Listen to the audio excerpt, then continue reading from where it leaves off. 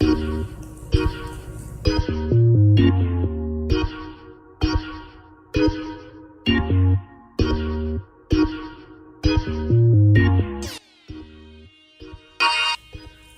y'all.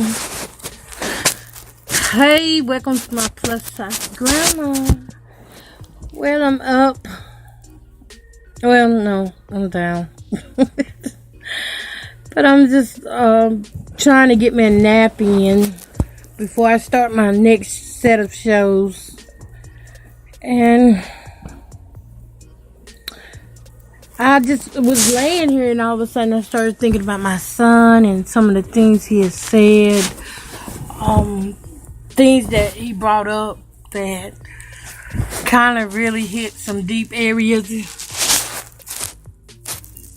Hit some deep areas a little bit.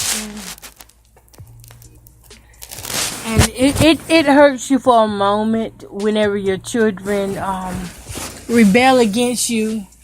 It does hurt. I don't know about any other parents, but sometimes I feel the pressure to be extra and to try to correct everything that I did wrong in the past, even though I know I can't. And I guess that's that moment that I'm having right now, is that feeling of why didn't I make better choices and stuff. But the fact is that even though a person is a parent, you grow as your children grow. You don't know everything. And at that time when I had my kids, I was only like 15 with the girl and 16 with the boy. So I was a child myself. A broken child at that. And I did everything possible that I could do. You know how we say, oh, my kid ain't gonna go through that. They're not gonna have to suffer like I suffered. Well, I did everything possible that I could do to make sure that my kids didn't have to go through a lot of what I was going through, and to hear them say that they did go through a lot of what the very things I was trying to keep them from. It's heartbreaking. It's heartbreaking, and at times you be like, you know, I thought I was doing my best, and it will make you question yourself. It will make you question yourself if you don't have a strong foundation to stand on, and my foundation and rock is the Lord. And I know I messed up in some areas, and I know, you know, you're going to feel bad about it, and that I am. I feel bad that I couldn't have, you know, didn't have the knowledge and wisdom to do better. I didn't. I really didn't. But what I'm looking at now is just going forward and trying to talk to my son about going forward, and knowing that, you know, there's nothing we can do about the past. The only thing we can do now is try to pull together and love one another so that we all get healed in the areas that we need to be healed in. When I talk to him, he has a lot of aggression in his voice toward things that happened when he was in school. And my parenting skills, he let me know that he didn't agree with my parenting skills. Why do somebody always text right time I get to talking? I'm not answering that text because last time that's how my volume got low and it didn't come back up. So I'm not going to answer that text. But yeah, oh, that's how it went low, because when the text came, the volume went down. So I know now you text, you got to turn it back up. All right. So I always thought my relationship with my son and my daughter, to be honest, I thought it was great. I thought it was a great relationship when they got older.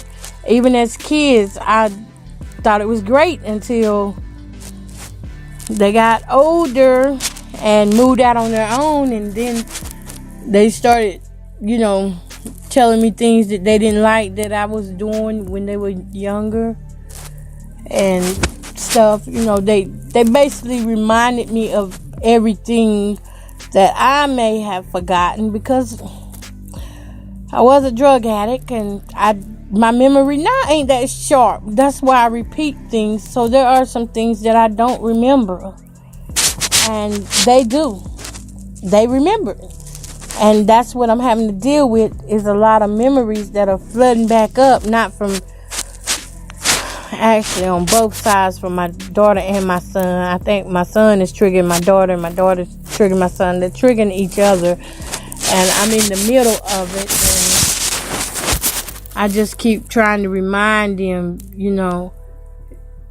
I have been forgiven for my past, and I've apologized to y'all.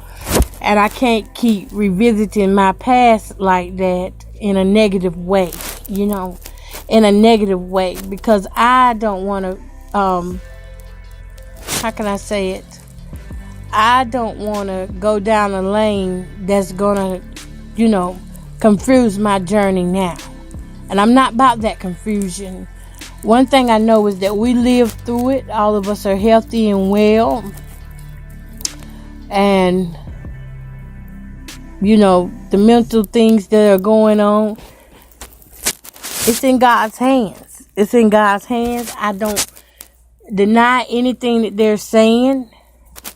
Never have denied anything that they're saying. And I told them that. It's just hard to get them to understand that, now you have your life. You have your own kids, and you need to focus on going forward. Because if you keep looking at the back, you're not going to see nothing but a whole bunch of dark, negative stuff. It's not that bad, but it's a lot of negative stuff there. When it came down to finances, when it come down to... See, now this is why my internet went off, y'all. But I'm praying that he comes to himself and realizes that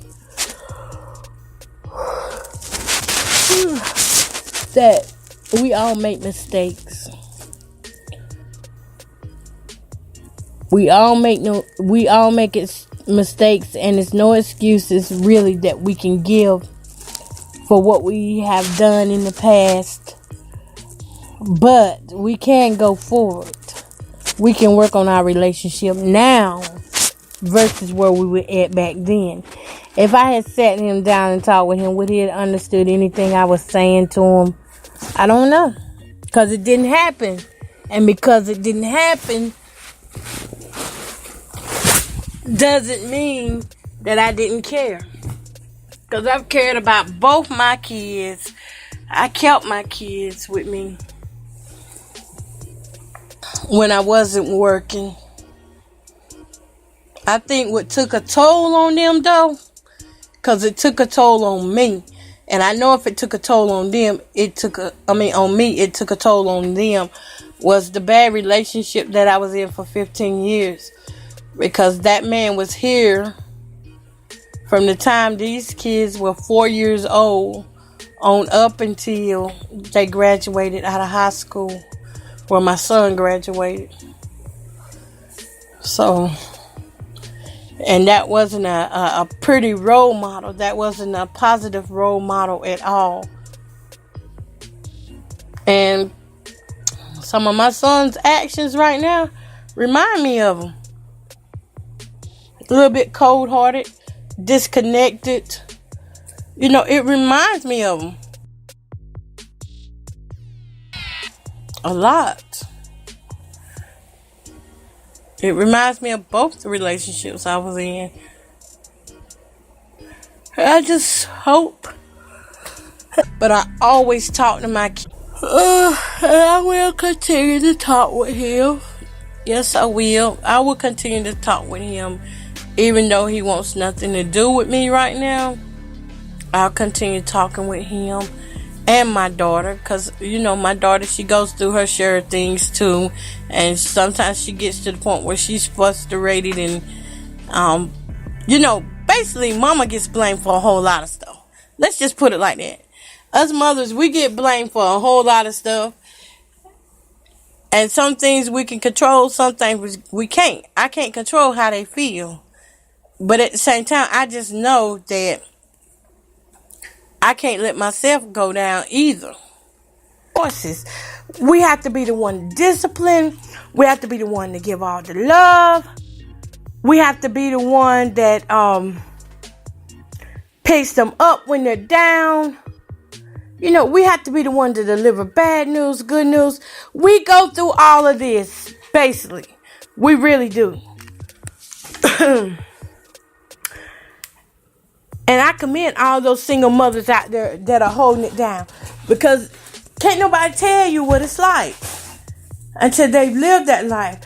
I was the one, thank God I had loving parents. Thank God I had parents that didn't just talk, but they were action. They were active. You hear me? They didn't just talk and tell me what I needed to do, but they were active in my life. They showed me. They showed me what I needed to do. If there was something lacking, I didn't have to go and say, Mom, Dad, can I borrow this? Can I borrow that? They paid attention to how I was treating my kids. And they would come and say, we're going to take these kids to get some clothes or whatever. And they were there. They helped me. If I didn't have enough finances at that time, you know, they would come in and help. And that's the kind of grandma I want to be. I want to be that grandma that's like them. You can just know your family so well, know your children. Not that you know everything about them, but you know enough about them that you can tell when something ain't right. That you can tell when you need to step in and do something.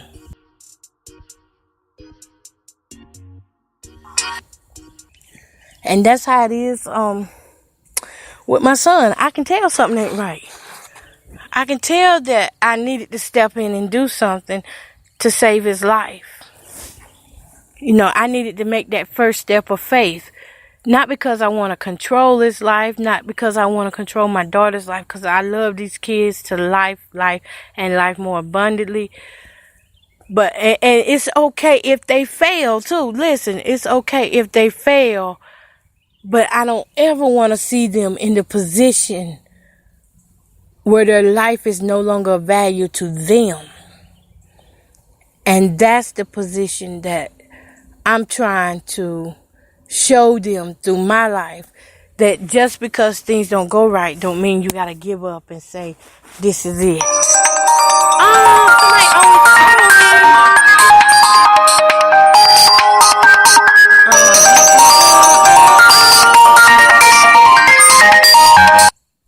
Going to decline this right quick.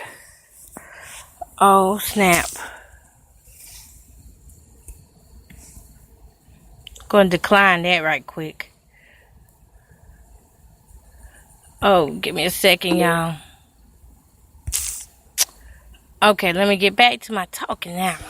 What I was saying was, I don't want them to be in the position that their rock bottom has to become to when they don't want to live anymore. That's the position right there that I know too well, because I was in that myself. That's why we need to teach how to break these traditions, because I got it from my mama when she was in rock bottom.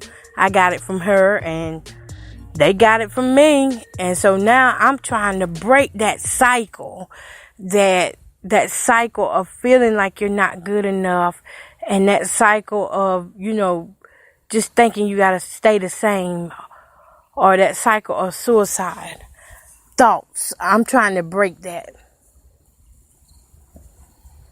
because that was me once. That's how I know that. And I didn't know how to deal with it then, but I do now. Like this thing that I went through with my son this past Friday. It's been a week and 1 day now. A week and 1 day, and I miss him a lot, but I know that he's better off where he's at. And I know they won't hold him long, y'all. They don't keep him long. They just give him enough to stabilize him and send him back home. I'm praying when he gets home that he realizes that his life is worth it, and that we are fighting for him.